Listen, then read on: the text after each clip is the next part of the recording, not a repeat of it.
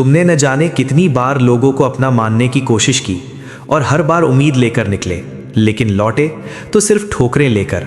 हर मोड़ पर अपमान मिला, फिर भी आंखें खुलने से इनकार करती रहीं। सुर बदलते रहे, चेहरे बदलते रहे, मगर धुन वही पुरानी रही। लोग विषय बदल लेते हैं, लेकिन भीतर का गीत वही दोहराते रहते हैं। वाद्य बदल जाते हैं, पर सुर वही जमे रहते हैं। कभी कहते हैं ये मेरा धन है, कभी ये मेरा घर है, फिर कहते हैं ये मेरा गुरु है, ये मेरा भगवान है, और अंत में कहते हैं ये मेरा मोक्ष, मेरा शास्त्र है। पर सच्चाई यही है कि जहाँ मेरा आ जाता है वहीं से सौदेबाजी शुरू हो जाती है। चाहे तुम उसे धर्म कहो या दुकान, फर्क बस शब्दों का है। जहाँ मेरा है वहाँ टकराव तय है, वहाँ अशांति तय है, वहाँ उपद्रव तय है। इसी वजह से तो मंदिरों में भी विवाद खड़े हो जाते हैं, क्योंकि मंदिर के भीतर भी मेरा चुपचाप घुस आता है। मैं एक छोटे से गांव गया था। गांव में सिर्फ एक ही जैन मंदिर था। कुछ लोग श्वेतांबर थे, कुछ दिगंबर। मंदिर एक था, मगर उस पर पुलिस का ताला लगा था। मैंने कारण पूछा तो लोगों ने बताया कि श्वेतांबर और दिगंबर के बीच झगड़ा हो गया। मंदिर तो वही था, पूजा दोनों करते थे, समय भी बांट रखा था। 12 बजे तक एक, 12 के बाद दूसरा, सब ठीक चल रहा था। लेकिन फिर वही मेरा बीच में आ गया। एक दिन जैसे ही घड़ी ने 12 बजाए, श्वेतांबर तब भी पूजा में डूबे रहे। तभी दिगंबर वहां पहुंच गए और बोले समय पूरा हो चुका है, अब मंदिर हमारा है। बस फिर क्या था, लाठियां उठीं, आवाज़ें तेज हुईं और भगवान के सामने ही टकराव शुरू हो गया। ज़रा सोचो, वहाँ महावीर खड़े हैं, नग्न, शांत, मौन, और उन्हीं के सामने उनके भक्त हथियार थामे खड़े हैं। जिन्हें सच में पूजा करनी होती है, उन्हें सहारे के लिए लाठी नहीं चाहिए होती। असल में श्वेतांबर और दिगंबर में कोई बड़ा अंतर नहीं है, मगर जैसे ही मेरा आता है, हर छोटी बात पहाड़ बन जाती है। महावीर जैसे महापुरुष को भी लोग हिसाब किताब में बांटने लगते हैं, जबकि महावीर तो स्वयं निर्वस्त्र खड़े हैं। अब बताओ, उनमें फर्क करने के लिए बचता ही क्या है? लंगोटी तक तो पहनाई नहीं जा सकती थी, फिर भी लोगों ने वहां भी अपना गणित बना लिया। दिगंबर कहते हैं महावीर की पूजा बंद आंखों से होती है, श्वेतांबर कहते हैं महावीर की पूजा खुली आंखों से होती है। अब जरा सोचो, पत्थर की मूर्ति है, न उसकी आंख खुलती है न बंद होती है, लेकिन इंसान मानने को तैयार नहीं। श्वेतांबरों ने क्या किया, मूर्ति की बंद आंखों पर नकली आंख चिपका दी। लो, अब आंख खुल गई, अब पूजा संभव हो गई। फिर दिगंबर आए तो उन्होंने वही आंख उखाड़ दी, क्योंकि उन्हें तो बंद आंखों वाला भगवान चाहिए था। महावीर से किसी का लेना देना नहीं था, मसला बस इतना ही था, मेरा तरीका ही सही है। अब एक और दृश्य सुनो। एक गुरु के 2 शिष्य थे। तेज गर्मी का दिन था, गुरु विश्राम कर रहे थे। एक शिष्य उनका बायां पैर दबा रहा था, दूसरा दायां। गुरु ने धीरे से कहा, सेवा करनी है तो शांति से करो, झगड़ा मत करना। थोड़ी देर बाद गुरु को नींद आ गई।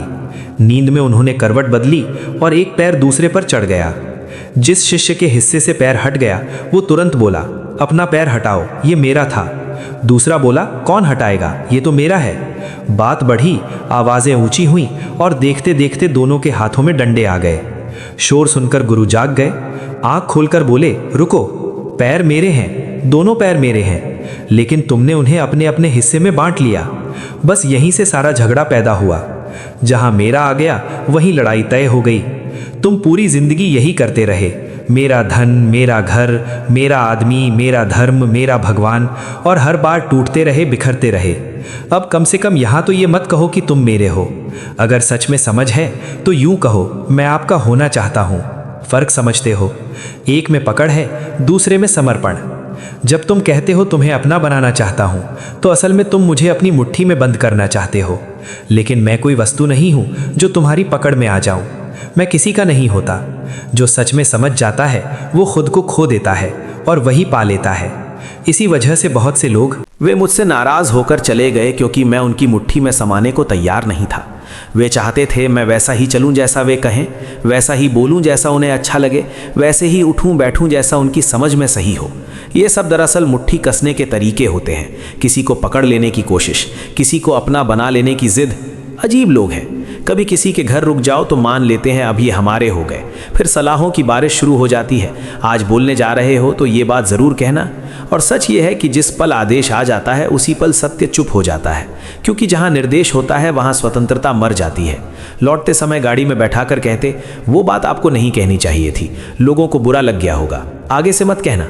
उन्हें यह भी होश नहीं होता कि वे किससे बात कर रहे हैं और क्या बोल रहे हैं। वे चाहते हैं सब कुछ उनकी मर्जी से चले और फिर कहते हैं तुम्हें अपना बनाना चाहता हूँ, मुकद्दर आजमाना चाहता हूँ। अरे मुकद्दर अब तक नहीं आजमाया क्या?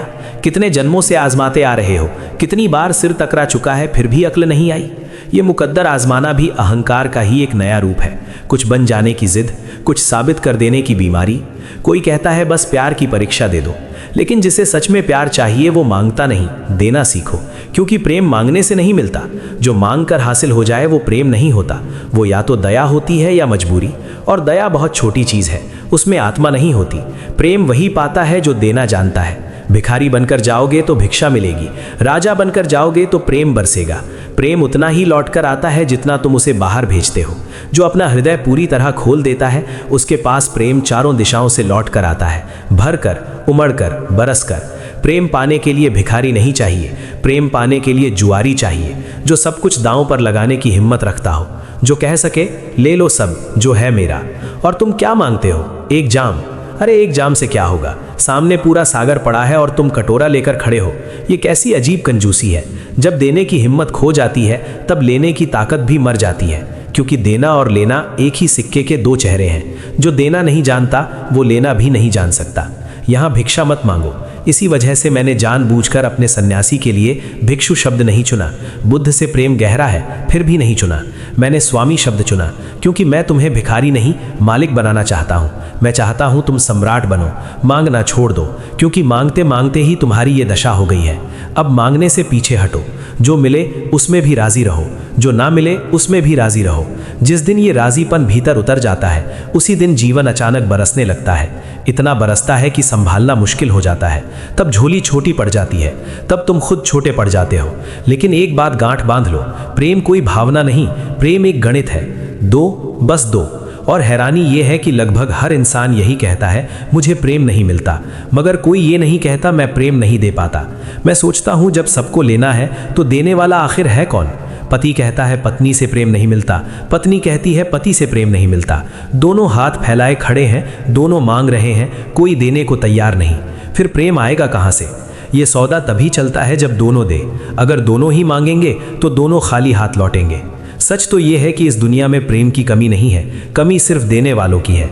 तुम देना सीख लो, ये संसार तुम्हें चारों तरफ से प्रेम लौटा देगा। यहाँ फूल फूल पर प्रेम का संकेत है, पत्ती पत्ती पर प्रेम की चिट्ठी रखी है। यहाँ कण कण, रत्ती रत्ती में प्रेम भरा पड़ा है। परमात्मा हर घड़ी तुम्हें अलग अलग ढंग से संदेश भेज रहा है, मगर तुम उसे लेने की कला नहीं जानते, इसलिए हर बार चूक जाते हो। तुम कहते हो मुकद्दर आजमाना चाहता हूँ, बस प्यार का इम्तिहान दे दो, सब कुछ भूल जाना चाहता हूँ। हाँ, यहाँ शराब मिलती है, मगर वो शराब नहीं जो भुला दे। ये वो शराब है जो होश में ले आए। बेहोशी की शराब तो हर गली में मिल जाती है, उसमें कोई कीमत नहीं होती। थोड़ी देर भूल जाओगे फिर सब कुछ और भारी होकर लौट आएगा। चिंता में डूबा आदमी पीता है, रात कट जाती है, सुबह वही चिंताएं सामने खड़ी मिलती हैं और भी मजबूत होकर, क्योंकि रात उन्हें सुलझाया नहीं गया, सिर्फ टाल दिया गया। फिर आदमी दोबारा पीता है, फिर तीसरी बार, और धीरे धीरे चिंताएं जड़ जमा लेती हैं। फिर उन्हें उखाड़ना मुश्किल हो जाता है। बेहोशी से कुछ नहीं मिलता, लेकिन तुम बेहोशी ही खोजते रहते हो। कभी संगीत में, कभी सुंदर चेहरे में, कभी धन में, कभी मान सम्मान में। हर जगह तुम भूल जाना चाहते हो। यहाँ कम से कम भूलने मत आना, यहाँ जागने आना, यहाँ होश चाहिए। और ये जागना भी अजीब है, ये जगाता भी है और मस्त भी कर देता है। इसी वजह से मैं इसे शराब कहता हूँ। मगर ये ऐसी शराब है जो नींद नहीं लाती, आँख खोलती है। तुम झूमोगे भी पर बेहोश नहीं होगे, तुम नाचोगे भी पर जागते हुए, पूरे होश में। रस भी बहेगा और रस भी बहेगा। भीतर ध्यान का दीप जलेगा और बाहर प्रेम की धारा बहती रहेगी। मैं चाहता हूं तुम ऐसे सन्यासी बनो जिनके भीतर बुद्ध का प्रकाश हो और बाहर मीरा की मस्ती झूमती रहे। ये संगम साधारण नहीं है, ये दुर्लभ है। इतिहास ने इसे बहुत कम देखा है। शायद इसी वजह से सन्यास अक्सर अधूरा रह गया। कहीं सिर्फ त्याग रहा, कहीं सिर्फ भोग। मैं चाहता हूं पूरा सन्यासी, जिसके भीतर जागरण हो और बाहर रस, जिसके भीतर ध्यान हो और बाहर नृत्य। ये अवसर तुम्हें मिला है, इसे हल्के में मत लेना, क्योंकि चूक जाना बहुत आसान है। लेकिन अगर चूक गए तो जो बन सकते थे वो कभी नहीं बन पाओगे। और अगर नहीं चूके तो तुम कुछ ऐसे बन जाओगे जैसा अब तक कोई नहीं बना। एकांगी सन्यास भी सुंदर होता है, संसार से ऊंचा होता है, लेकिन बहुआयामी सन्यास के सामने वो फीका पड़ जाता है। जैसे हीरे की कीमत उसके वजन से नहीं, उसके पहलुओं से बढ़ती है। जितने अधिक पहलू उतनी अधिक चमक। वैसे ही तुम्हारा संन्यास भी है। जितने ज्यादा आयाम उतनी गहराई, उतनी गरिमा, उतनी रोशनी तुमसे फूटेगी। और कम से कम 2 पहलू तो अनिवार्य हैं। एक, तुम्हारे भीतर होश का दीप जले, और दूसरा, उसी दीप के साथ मस्ती की लहर भी उठे। होश ऐसा ना हो कि तुम्हें सुखा दे, रेगिस्तान बना दे, और मस्ती ऐसी ना हो कि तुम्हें बेहोश कर दे, और होश ऐसा ना हो कि तुम्हें सूखा छोड़ दे। तुम्हारे भीतर फूल भी खिले, मगर अंधेरे में नहीं, दीप की रोशनी में खिले। और दीप भी जले, मगर रेगिस्तान में नहीं, फूलों की बगिया के बीच जले। फूल हो और उन पर प्रकाश भी पड़े। मस्ती हो पर होश के साथ हो। होश हो पर रस से भरा हुआ हो। मस्ती बेहोशी ना बने और होश नीरस ना हो। यही वो संतुलन है जिसे मैं जन्म दे रहा हूँ। यही है नया संन्यास। तुम किसी पुराने ढांचे में नहीं जा रहे, तुम एक नए प्रयोग का हिस्सा बन रहे हो। शायद तुम्हें अपने सौभाग्य का पूरा अनुमान भी नहीं है, क्योंकि ऐसा अवसर बार बार नहीं मिलता। ऐसा संन्यास जिसमें बुद्ध का दीप भी जले और मीरा की मस्ती भी बहे, इतिहास में ये बहुत ही विरल रहा है। अब ये तुम्हारे हाथ में है। या तो इसे चूक जाओ, या फिर ऐसा कुछ बन जाओ जो अब तक कभी नहीं।